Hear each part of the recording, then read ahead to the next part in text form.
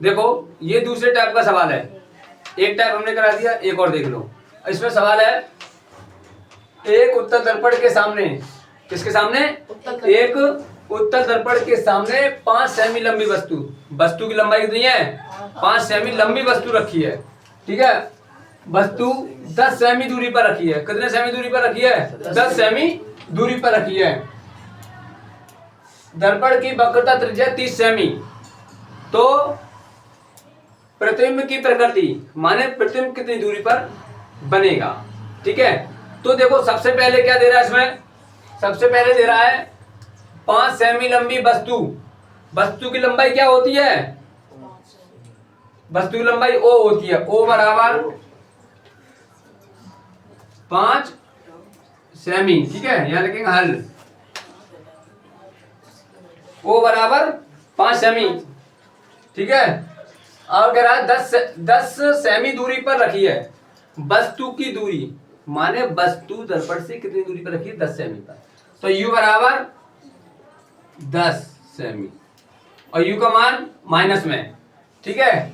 और वक्रता त्रिज्या ये कह रहा है वक्रता त्रिज्या r बराबर 30 सेमी। तो ये कह रहा है प्रकृति ज्ञात करनी है किसकी? प्रतिबिंब की। तो v का मान ज्ञात करना है। v बराबर क्वेश्चन मार्क, ठीक है। अब देखो अगर आप पेपर में इतना भी लिखते हैं तो आपका 1 नंबर पक्का है। अगर आप पेपर में इतना लिखते हैं, ये लिख देंगे तो आपका 1 नंबर क्या हो जाएगा? पक्का हो जाएगा। स्टेप बाय नंबर मिलेंगे, ध्यान रखना। समझ में आ रहा है जल्दी? हाँ। तो अब इसमें ये कह रहा है, आप देखो सूत्र क्या निकालना है? प्रतिबिंब की प्रकृति माने v का मान निकालना है।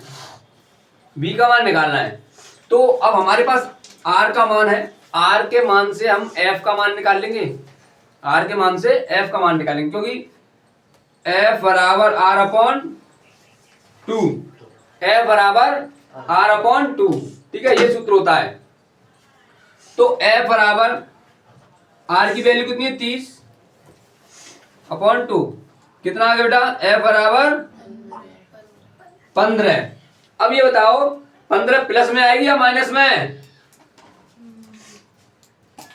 उत्तल दर्पण है तो किसमें लगेगी? जो आई है उसी में लगेगी, ठीक है। अब देखो अब हमें क्या निकालना है? v का मान निकालना है। तो देखो हमें u का मान दे रहा है और f का मान भी दे रहा है।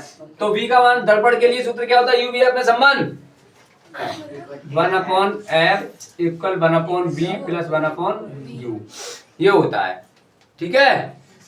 तो 1/f का मान 15 बराबर 1/v प्लस माइनस, देखो माइनस लगा दिया, अपॉन कितना? 10। इसको इधर लाएंगे प्लस का हो जाएगा तो 1 अपॉन 15 और प्लस का 1 अपॉन 10 इक्वल 1 अपॉन v, ठीक है।